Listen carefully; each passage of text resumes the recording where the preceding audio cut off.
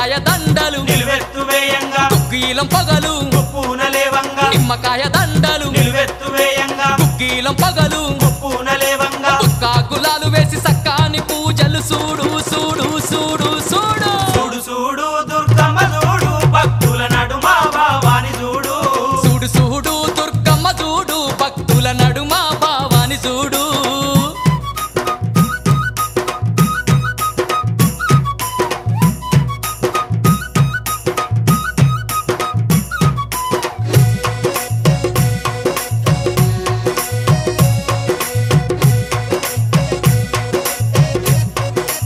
అమ్మా